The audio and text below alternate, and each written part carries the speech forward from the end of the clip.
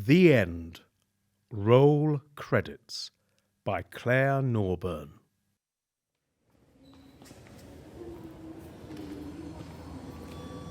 Can I help you? I'm here for an interview on Without Walls with Melvin Bragg. Mr. Potter? Of course, the interview with God. God? It's an in-joke. Melvin Bragg, the god of arts documentaries. Melvin as God. Not bad for a working-class lad who infiltrated Oxford. Just like you. Yes. Melvin and I were part of a social experiment. Of course, we stuck out a mile. Didn't know which fork to use. Didn't holiday on the Riviera. You learn quickly to read the class rules. You, for instance, I would say minor public school. Brighton College. You weren't that academic, but they recognized your social skills, so not head boy, but... Head of house. Then Oxbridge. You fancy broadcast media, Daddy has a connection. You've been here 6 weeks and already you're itching for something more. In 10 years you'll be upstairs, perhaps not here at Channel 4, but the BBC, Warner Brothers, or possibly you'll enter the fortress of the Dark Lord Rupert of Murdoch. You've named your cancer after him. What? Murdoch. You've named your cancer after him. How did you know that? Oh, I keep my ear to the ground. I'd wondered if I might tell Melvin that in the interview. But I haven't actually told anyone. Not even Margaret. Do you always take such an interest in the guests? It depends. Like you say, I plan to get ahead. And your interview with God, or Melvin, if you prefer, well, it's not often that primetime TV is given over to a dying man. I sense it'll be special. I'm going to sit down now. Of course. I've messaged the producer. Someone will be down to collect you soon. I should wish you good luck with the career. But you're management fodder, so you and I are never going to see eye to eye. Not that that should bother you too much, given I'm a dying man. And I should say, I'm sorry. About your wife. About your cancer. You see, you can't possibly understand. You've grown up with the goggle box in the corner of the living room. Can you just, for a moment, imagine how you might feel if you hadn't? If you were a working-class teenager in the 50s and you had never set eyes on a TV set. Must have been quite a moment. When I gave that talk in Edinburgh for the film festival last year, I said something to the effect that the first time I saw a television program, it made my heart pound. The power of it, you see?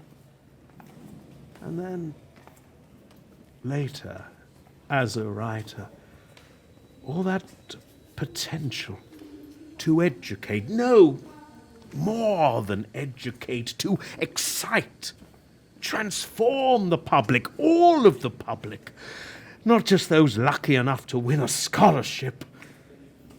A medium of great power, potentially wondrous delights that could slice through the tedious hierarchies of the printed word and emancipate us from the stifling tyrannies of class and status and gutter-press ignorance. Oh, God! My stomach! You okay? I will be. I get spasms of pain. They pass, but they leave me winded.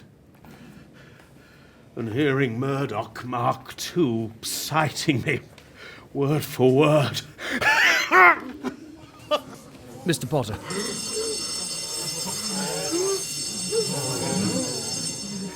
It's okay. I'm okay. I have some liquid morphine. I didn't want to take it until just before the red light went on, but I will take it now. Just need some space. Okay, everyone. Drama is over.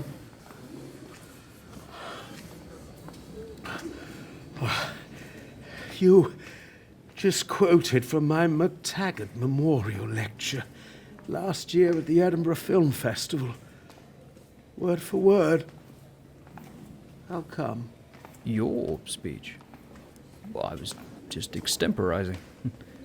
Imagining things from your teenage perspective, like you just asked me to.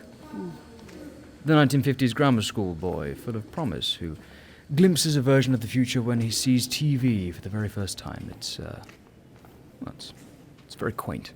I may be in pain from time to time, but I could still fire a revolver, bang, right into Murdoch's temple. That wouldn't be so quaint. Except, there you are. Just one of many Murdochs in waiting. And I don't have bullets enough. Time enough. I really am going to sit down now.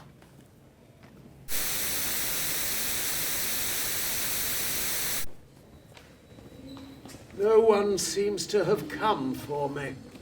I'll call up, give them a little reminder.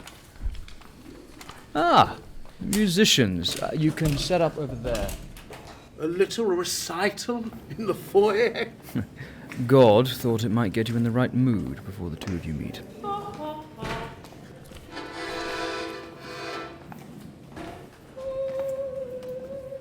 The music is for me.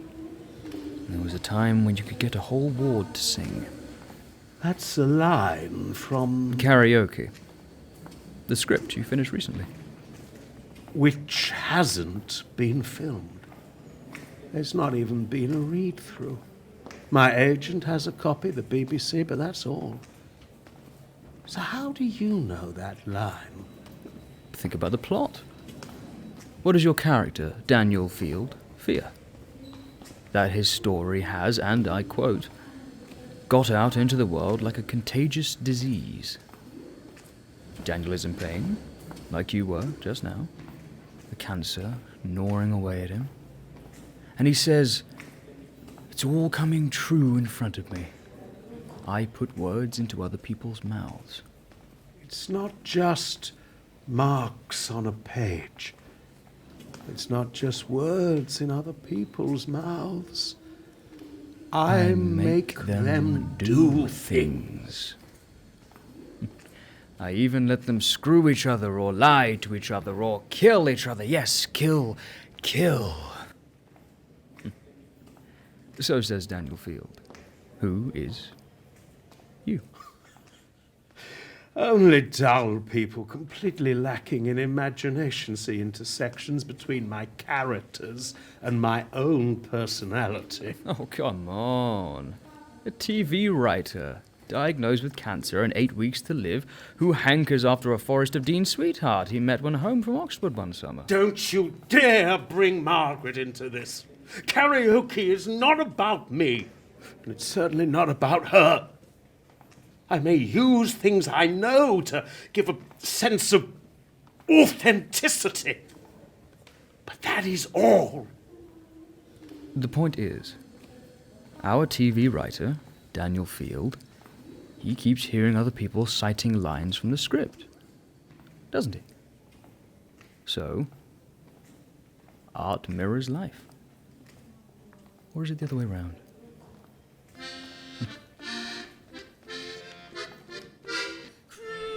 You're a writer.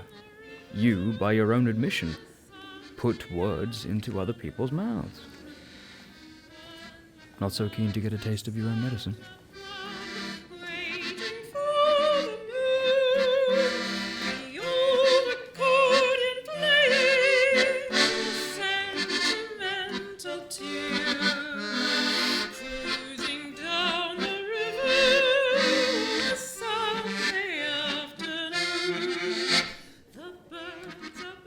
Not so much fun when you're not in control of your own story, is it? What do you want? Oh, what I want doesn't begin to come into it. This isn't about me. It's about you. It's your story. What does that mean? What it's always meant to you. Since you were a little boy, high up in a tree in the Forest of Dean. Just who are you? You know what I thought as a child. You can cite words from scripts that only 2 other people in the whole world know right now. How? Why? What's the date today? What's that got to do with anything? March the 15th. No, Dennis. March the 15th was nearly 3 months ago. And your interview with Melvin, it was broadcast on the 5th of April. That huge outpouring of love you received from the public. You remember it now, don't you? I talked about the blossom, the extraordinary nowness of everything, knowing that I had such little time, how much everything mattered, how overbright it all was. And I told them I wasn't scared. You made them stop and think. You gave them such a gift. A human race who avoid looking death in the face. You got through to them. But what does that matter?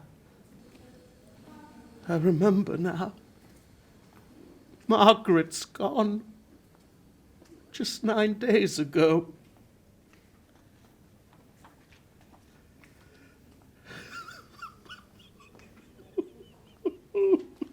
I'm sorry. How could I have forgotten? Am I dreaming? Reliving the interview to take myself back in time, to fool myself that Margaret will still be there when I get home. But you weren't at the interview, were you? No, I wasn't. Although in some sense. Dennis, today is 7th of June, 1994. The day I die. Yes. The human mind is endlessly ingenious, dreaming up myriad ways to sugarcoat the truth. So I'm sorry that I had to be so heavy-handed. Yet, you've been writing about this moment all your life. These last months, you set yourself a superhuman task. Clawing back more days, hours, minutes, to finish Cold Lazarus. And you did it.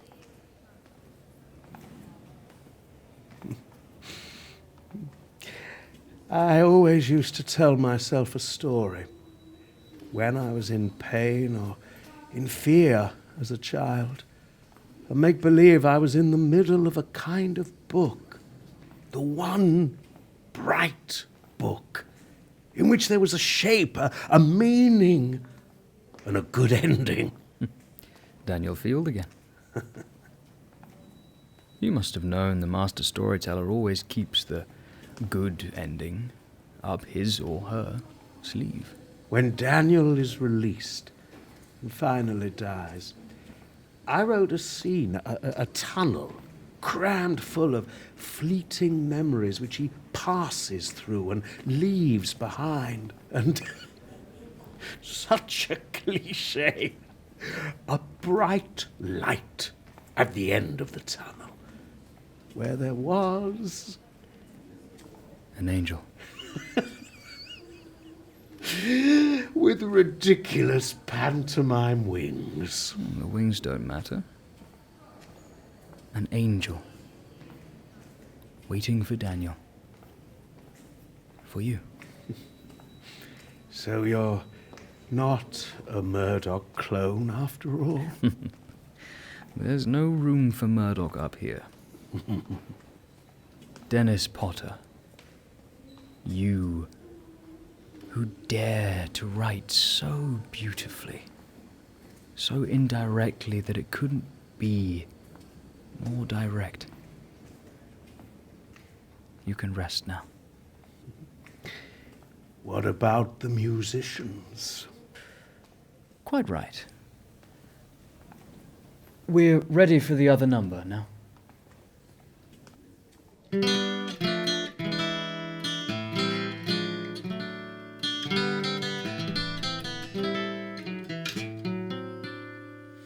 Every time it rains pennies from heaven.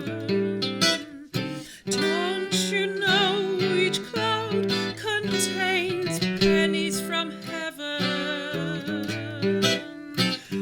You'll find your fortune falling. The end.